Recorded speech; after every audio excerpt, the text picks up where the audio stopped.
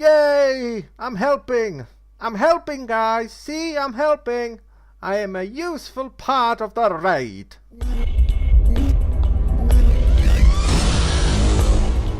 So hello and welcome to Galakras, 10-man normal in the Siege of Orgrimmar raid, and this boss can be best summed up with the words of my great friend who said, "This is a shitty boss for twats." And he is right. In this fight, you will face a shitty set of waves, which is basically Thrash. It's a glorified Thrash, a shitty gimmick that is boring as hell, and a boss at the end with a broken mechanic. So let's get right into it. So the point of this fight is to just fight waves and waves and waves of mobs Hyjal style, which is not a good thing, I might add. As much as you might remember Hyjal being good, it was not. Just don't lie to yourself. It was not good. Fighting waves and waves of mobs before a boss is always bad. So you fight waves and waves, then you destroy a demolisher, you go in a tower, you kill everything in the tower, you get on a cannon, you shoot all the dragons from the sky, then you fight more waves, you do the same bloody thing on the second tower, and then you get two people in the cannons at the same time, they will shoot the boss at the same time, he will fall to the ground, and phase 2 begins, where you basically just kill the boss. Or you will get really angry because the one mechanic the boss has is extremely dodgy and doesn't work properly half the time. In addition, you need to protect a couple of NPCs, heal them up if they're low on health, and you can see their health bars on the right side of the screen. So first of all, I want to go over the most important mobs you will face in these waves. And first of them is called Dragon Maw Bone Crusher, and this is by far the most irritating one, because he has an attack called Fracture. He will charge one of the NPCs you need to protect, he will stun it and deal 10% of its health as damage every 5 seconds. And this ability is incredibly dodgy. As you can see, we have two Death Knights tanking. And what was happening when the Bone Crusher charged one of the NPCs, Death Knights gripped him back. And sometimes he would run straight back to the NPC and keep hitting it. Sometimes he would continue doing the damage from range. So there's just, sometimes it will just derp out and it will keep doing the damage even if you try do something about it. So it's really dodgy. Next, Dragon Maw Tidal Shaman. It's a shaman. He will throw down a healing tide totem. You need to destroy that. He will cast Chain Heal, which you need to interrupt, and he will throw around these tidal waves, which do not do an awful lot of damage, but if it's constantly hitting your entire raid, it's probably gonna wipe you. Next on the list is Dragon Maw Flag Bearer. He has a flag, obviously, and on its own, it's not very, threatening, but when he throws down the flag, within 15 yards of the flag, everything will have increased melee, ranged, and casting speed by 50%, and also damage by 50%, so you need to kill him. But also the flag has a really low health, so I was just top targeting and killing it with one Moonfire. Next we have the lovely Proto Drakes, and we love dragons, they're dragons, they have dragon breaths. So it's a frontal code, turn it away from the raid and you're going to be fine. As far as priority system for those lower tier mobs goes, I would go with the Bone Crusher first because they're the most threatening. If given enough time, they will kill one of the leaders. So just nuke them down. Then the Shamans heal stuff, which is never a good thing. And then you can kind of decide on what you want to kill next. And of course we have the Demolisher. He will just right there, he will sit there and he will shoot the tower's entrance, the one you can see me on top of right now. So how we dealt with it is just kill the Demolisher and then went to the tower. You can go there before you destroy the Demolisher, but there's a chance you will get hit by one of those shots. It will deal kind of a lot of damage and it will also stun you, so we just decided, hey, let's just kill the Demolisher or destroy the Demolisher and then we can go into the tower.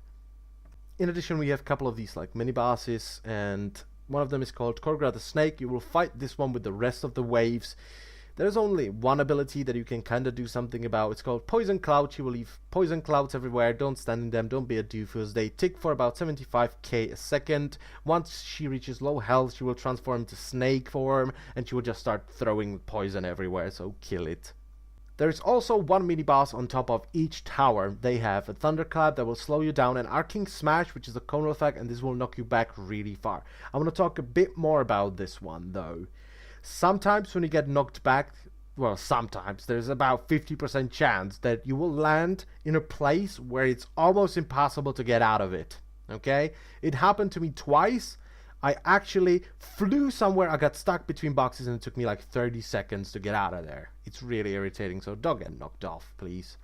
And on the screen right now we have the Invincible Drake. It's a hero dragon. It took about 5 or 6 bloody shots for the game to realize, hey, this guy is dead. It should probably stop doing damage to the freaking raid. And of course that wasn't the first time that happened, so get used to that. It's gonna happen a lot apparently. So what you're gonna do in this fight, at least in first phase, is at the top of the screen you can see a percentage. So you will fight waves and the percentage will go up until it reaches 100. Once it reaches 100, a demolisher will arrive and you can invade a tower.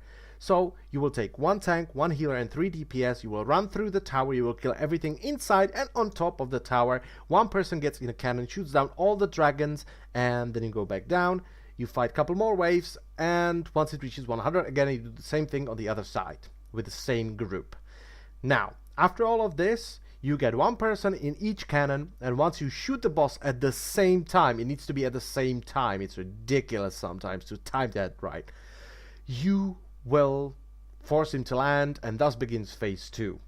Righty-ho, so the boss will land and he will use 1 ability and 1 ability only, and this ability will fuck your shit up.